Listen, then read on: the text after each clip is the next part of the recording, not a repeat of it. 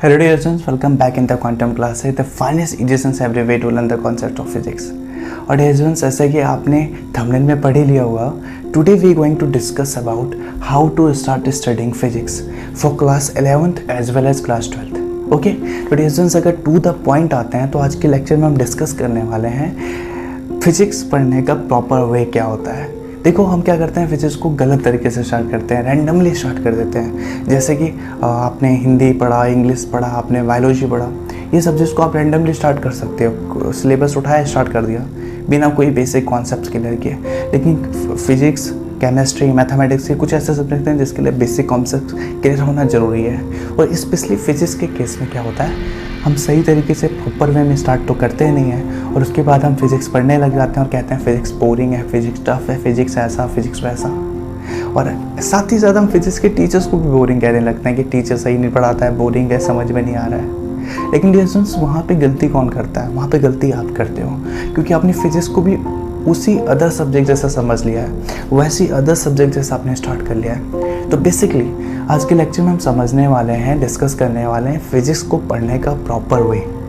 अगर आपने physics start कर दिया है पढ़ना, या फिर आपने अगर फिजिक्स स्टार्ट नहीं किया है, अगर आपने स्टार्ट नहीं किया फिजिक्स पढ़ना अभी तक, तब तो ये आपके लिए सबसे बेस्ट टाइम है। ठीक है, तब आपको पता चल जाएगा प्रॉपर वे कि कैसे कैसे आगे बढ़ना है। आपने स्टार्ट कर दिया, आप बेसिक अभी स्टार्टिंग यूनिट्स पे हो या फर्स्ट बुक पे हो, कोई टेंशन नहीं। और अगर आपने स्टार्ट कर लिया और आप काफ़ी आगे पहुंच चुके हो, अपने 4th 5th यूनिट या सेकंड बुक तक पहुंच चुके हो और अभी तक आपको फिजिक्स समझ में नहीं आ रहा है, तब भी आपके लिए प्रॉपर वे है। ठीक है, ये सही टाइम है।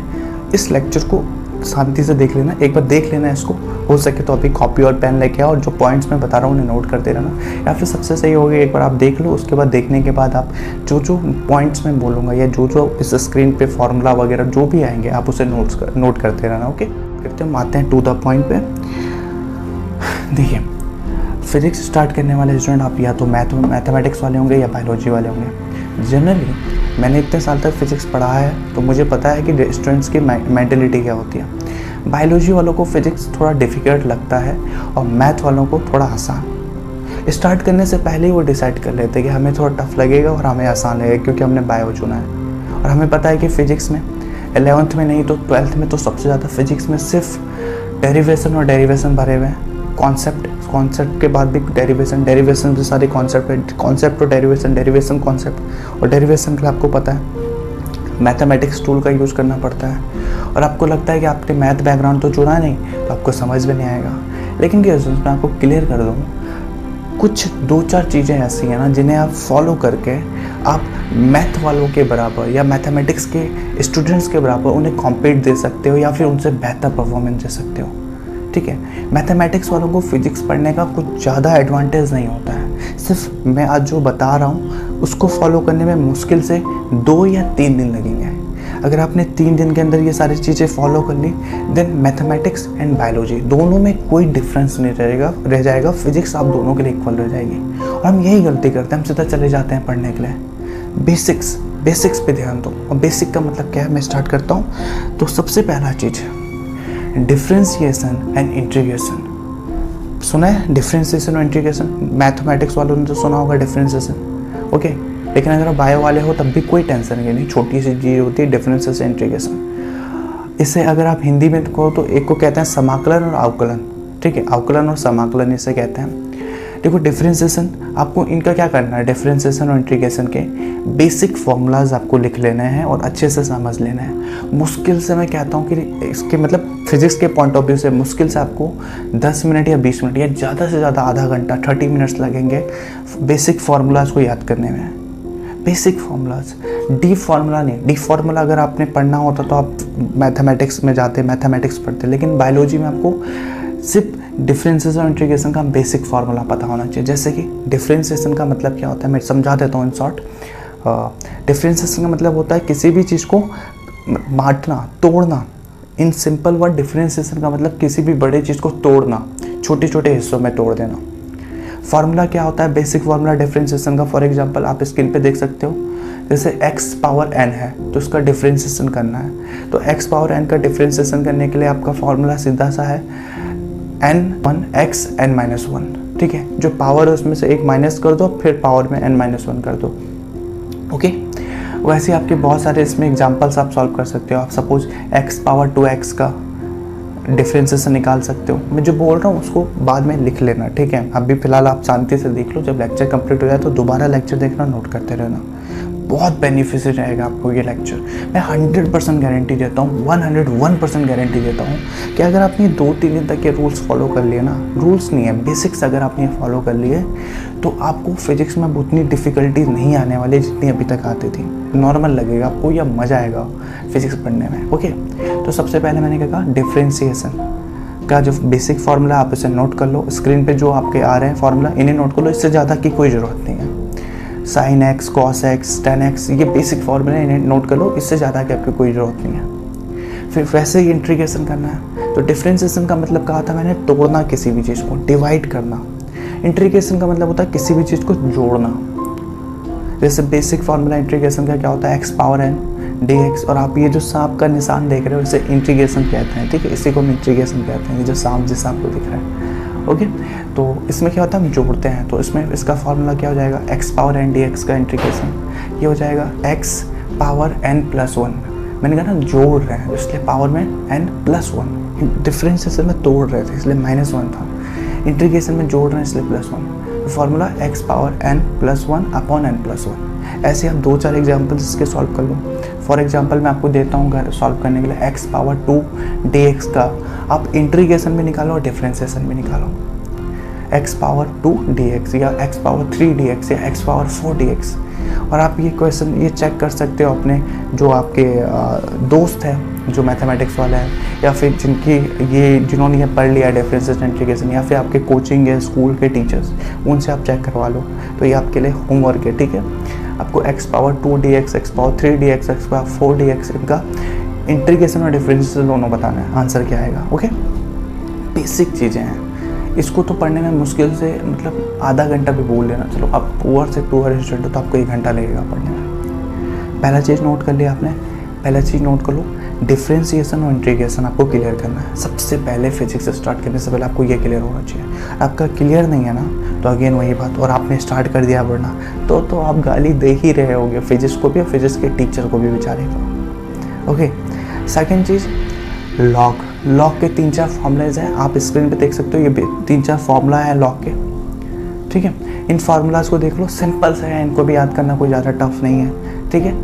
क्या है log x plus log n, क्या है log x plus log y या log m plus log n, तो उस पर इंटू हो जाता है। अगर बीच में माइनस का साइन हो तो डिवाइड में आ जाते हैं वो। सिंपल से हैं ये 3-4 फॉर्मूलाज हैं, आप इसको नोट कर लो अच्छे से, या फिर पहले देख लो अच्छा पूरा लेक्चर, उसके बाद आप नोट कर लेना इन्हें। ओके, तो सबसे पहले आपने डिफरेंशिएशन इंटीग्रेशन के बेसिक्स कंप्लीट कर लिए, फिर लॉग के बेसिक्स कंप्लीट कर लिए।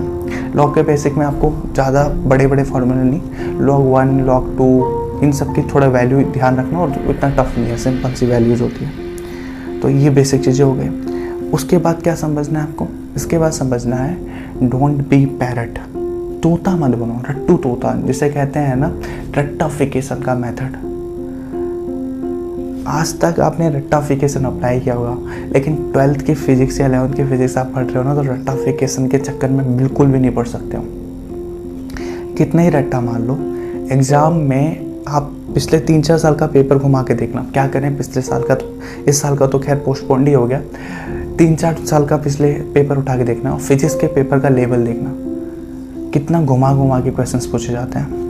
ओके, तो डोंट बी रट्टू तोता, रट्टाफिकेशन के मेथड में नहीं बढ़ना है। You have to complete your basic concepts. अगर आपका बेसिक कॉन्सेप्ट क्लियर नहीं है ना, तो आप नहीं कर सकते हो। बेसिक कॉन्सेप्ट का मतलब जैसे कि आपने गॉस थ्योरम स्टार्ट कर लिया, तो गॉस थ्योरम वाले चैप्टर में अगर आपको इलेक्ट्रिक फ्लक्स क्या होता है ये नहीं पता, बेसिक कॉन्सेप्ट नहीं पता उसका इलेक्ट्रिक फ्लक्स का, या उसका फार्मूला नहीं पता, या उस फार्मूले में एक वर्ड जो आ रहा है उसका मतलब नहीं पता, तो आप आगे जाके डेरिवेशन को भूल जाओगे। और इसी कहते हैं बेसिक कॉन्सेप्ट। अगर आपने गॉस थ्योरम में इलेक्ट्रिक फ्लक्स को अच्छे से देख लिया है, समझ लिया है, तो आप आगे जाके समझ सकते हो उसमें आगे क्या होने वाला है। ऐसी पूरी फिजिक्स में होने वाला है। अल्टरनेटिंग करंट में आपने बेसिक चीज़ें समझ ली कि अल्टरनेटिंग करंट काम कैसे करता है, या अल्टरनेटिंग करंट अलग डीसी करंट से कैसे डिफरेंट है, तो आप अदर चीज़ें भी समझ जाओगे। ओके, तो जो भी आगे बढ़ो बेसिक कॉन्सेप्ट समझना ज़रूरी है चैप्टर में। रट्टा तोता नहीं बन सकते हो, रट्टाफिकेशन अप्लाई नहीं कर सकते हो। तो सेकेंड रूल यह है ठीक है, तोता मत बनो, पैरट मत बनो। अगला थर्ड रूल, थर्ड चीज़ मैं आपको क्या समझाना चाहता हूँ, ये सबसे ज़्यादा इम्पॉर्टेंट है, सबसे ज़्यादा। Try to understand unit name and chapter name. आपने वो 3 दिन तक, ये तब है, ये रूल तब फॉलो होगा जब आपने 3 दिन तक, या 3 दिन नहीं, मुश्किल से 1 या 2 दिन ही लगेंगे, आपने डिफरेंसेस एंड इंटीग्रेशन के बेसिक्स कंप्लीट कर लिए हैं। आपने लोग के वो 3-4 फॉर्मूले हैं, उसको तो याद करने में मुश्किल से 10 मिनट लगेगा, आपने वो क्लियर कर लिया है। उसके बाद आप आ गए इस पे, चैप्टर्स पे। अब आपने बुक स्टार्ट कर लिया पढ़ना, तो आप समझो सबसे पहले यूनिट। आपको पता है ना, फिजिक्स यूनिट में डिवाइड है, और फिर यूनिट के अंदर 2-3 चैप्टर्स हैं। फर्स्ट यूनिट है इलेक्ट्रोस्टैटिक्स, तो उसके अंदर 2-3 चैप्टर हैं। फिर सेकंड यूनिट, फिर उसके अंदर 1-2 चैप्टर, फिर थर्ड यूनिट, फिर उसके अंदर 2-3 चैप्टर यूनिट्स हैं। तो आपको सबसे पहले यूनिट्स का मतलब समझना पड़ेगा। जैसे फिजिक्स पार्ट 1 की बात करें, पहली बुक की बात करें, तो पहला इलेक्ट्रोस्टैटिक्स और सेकंड यूनिट है इलेक्ट्रिक करंट। तो आपको देखना है कि दोनों यूनिट में डिफरेंस क्या है, तभी आपको मज़ा आएगा पढ़ने में। ऐसा नहीं कि सीधा चलेगा पढ़ने के लिए। इलेक्ट्रोस्टैटिक्स इलेक्ट्रिक करंट में क्या डिफरेंस है, ये आपको टीचर से पूछना है। फॉर एग्जांपल, मैंने ये जब टॉपिक स्टार्ट किया तो मैं थोड़ा सा बेसिकली आपको बता दूँ। इलेक्ट्रोस्टैटिक्स में आप जगह जगह ऐसे चार्ज के बारे में डिस्कस करोगे जो कि स्टैटिक पोजीशन में होगा, रुके हुए पोजीशन में होगा, ओके, और वो अपने आसपास इलेक्ट्रिक फील्ड जनरेट करेगा। जबकि इलेक्ट्रिक करंट में क्या होगा, इलेक्ट्रिक करंट में चार्ज फ्लो होगा। समझ गए बेसिक डिफरेंस? मतलब इलेक्ट्रोस्टैटिक्स में हम जहाँ पे भी बात करोगे, चार्ज अपने आसपास इलेक्ट्रिक फील्ड बनाएगा और स्टैटिक पोजीशन में रहेगा, रुके हुए पोजीशन में। इसीलिए तो उसे हिंदी में स्थिर वैद्युतिकी कहते हैं इलेक्ट्रोस्टैटिक्स को। स्थिर मतलब स्थिर रहता है, ओके। और इलेक्ट्रिक करंट में चार्ज फ्लो होते रहेगा, ओके। तो ये चीज़ें हैं। तो आपको सबसे पहले जितने भी यूनिट्स आप पढ़ रहे हो, उस यूनिट का मतलब समझ लेना और देखना है वो पिछले वाली यूनिट से कैसे डिफरेंट है। जैसे आपने इलेक्ट्रोस्टैटिक पढ़ा, फिर इलेक्ट्रिक करंट पढ़ा, फिर magnetic effect of electric current पढ़ा, उसके बाद आप इलेक्ट्रोमैग्नेटिक इंडक्शन पढ़ोगे, तो ऐसे पढ़ने में मज़ा आएगा। इलेक्ट्रोमैग्नेटिक इंडक्शन को समझ गए तो आप अल्टरनेटिंग करंट पे जा सकते हो। तो ये करना बहुत ज़रूरी है। अगर आप चैप्टर यूनिट स्टार्ट कर रहे हो तो यूनिट को समझो पहले। आपके टीचर्स से रिक्वेस्ट करोगे सर समझाओ, ऐसे टीचर्स समझाते ही हो। अगर टीचर्स नहीं समझा रहे हो, आपको समझ में नहीं आ रहा है, आप सबसे पहले ये काम करो, यूनिट का मतलब समझो। देन उसके बाद चैप्टर का नाम, मैंने कहा ना यूनिट और चैप्टर डिफरेंट चीज़ें हैं। चैप्टर के अंदर यूनिट्स आते हैं, ठीक है। जैसे स्कूल है, आपका कोई स्कूल है, स्कूल का कोई नाम है, जैसे आपका स्कूल का नाम ABC स्कूल है, तो ABC तो स्कूल का नाम हो गया, तो ये स्कूल यूनिट हो गया। और इस यूनिट के बहुत सारे चैप्टर्स हैं। चैप्टर्स मतलब आपके क्लास, किंडरगार्टन से आपके 12th तक होगा, या 8th से 12th तक होगा आपका स्कूल, तो वो आपके चैप्टर्स हो गए। और जो स्कूल है वो आपका यूनिट हो गया, ओके।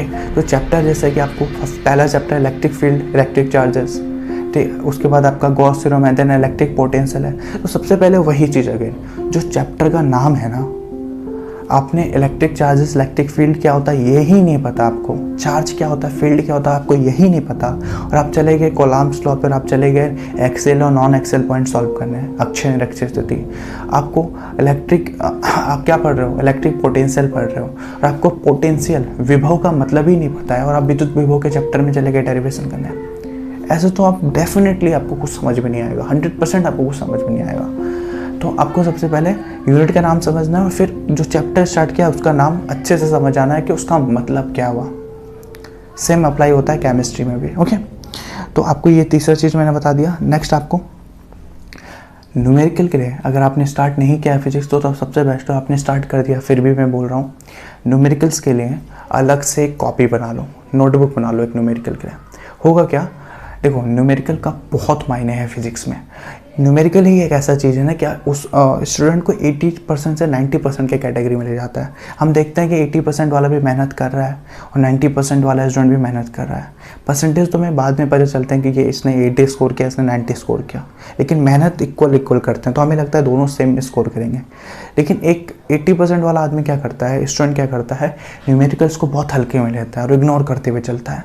और जो 90% वाला स्टूडेंट होता है, न्यूमेरिकल को भी पूरा सॉल्व करता है, ट्राई करता है अपना, काफ़ी 100% देता है न्यूमेरिकल को, टाइम देता है न्यूमेरिकल को। और वो न्यूमेरिकल से ऐसे चीज़ होते हैं ना जो आपको 80% से 90%, 50% से 60% की कैटेगरी में ले जाएंगे। 70% अगर आपने स्कोर करना तो आप 80% स्कोर करोगे। न्यूमेरिकल्स डज मैटर, ठीक है।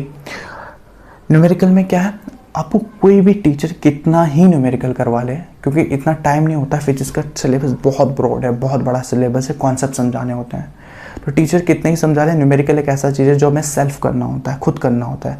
एक दो टीचर्स ने समझा दिया, लेकिन बुक में बाकी जो न्यूमेरिकल्स हैं आपके एनसीईआरटीज़ में या आपके रेफरेंसेस में, वो आपको खुद सॉल्व करने होते हैं।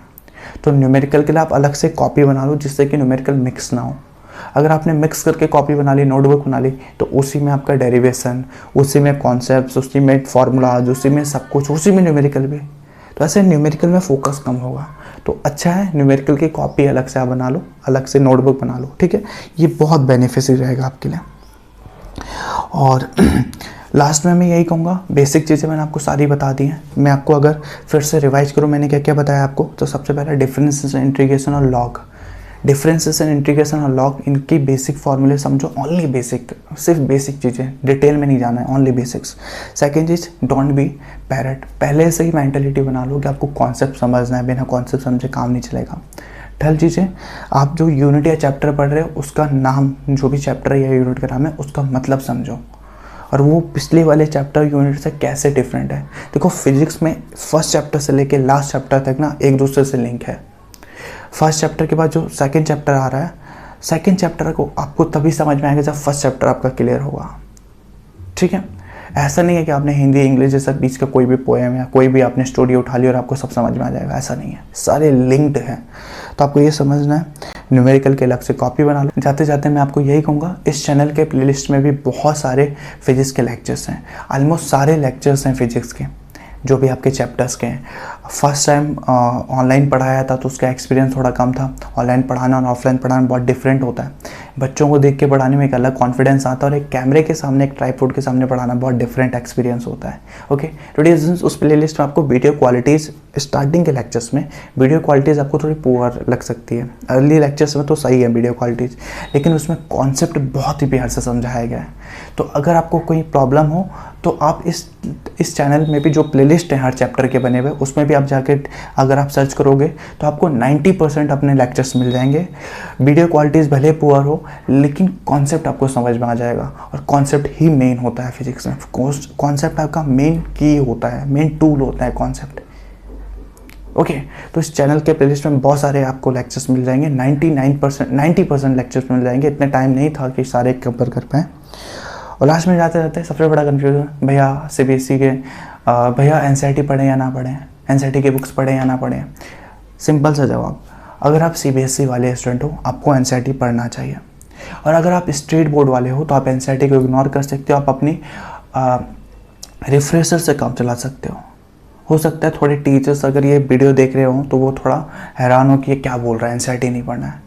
ये मेरा प्रैक्टिकल एक्सपीरियंस है, इतने साल से पढ़ाया है। देखता हूँ सीबीएसई वाले एनसीईआरटी से क्वेश्चन देते हैं डायरेक्ट, लेकिन जो स्टेट बोर्ड वाले हैं वो डायरेक्ट एनसीईआरटी पे नहीं जाते हैं। मतलब एनसीईआरटी के इतने डीप कॉन्सेप्ट पे नहीं जाते हैं, बेसिक कॉन्सेप्ट वो सब रिफ्रेशर्स में आपको मिल ही जाता है। ओके, अगर आपको लगता है कि आपका स्टेट बोर्ड का लेवल भी धीरे धीरे सीबीएसई के लेवल का हो गया, या फिर क्वेश्चंस भी सीबीएसई के लेवल या एसएससी के लेवल का आ रहे हैं, तब आपको एनसीईआरटी पढ़ना चाहिए। और ये स्टूडेंट्स, तो ये सारी चीज़ें हैं। तो अभी के लिए इतना ही, मिलते हैं अगले लेक्चर में। अगर आप केमिस्ट्री के लिए भी देखना चाहें, केमिस्ट्री के बेसिक कॉन्सेप्ट भी जानना चाहें, तो प्लीज़ कमेंट कीजिएगा। मिलेंगे बहुत जल्द। तो अभी के लिए इतना ही।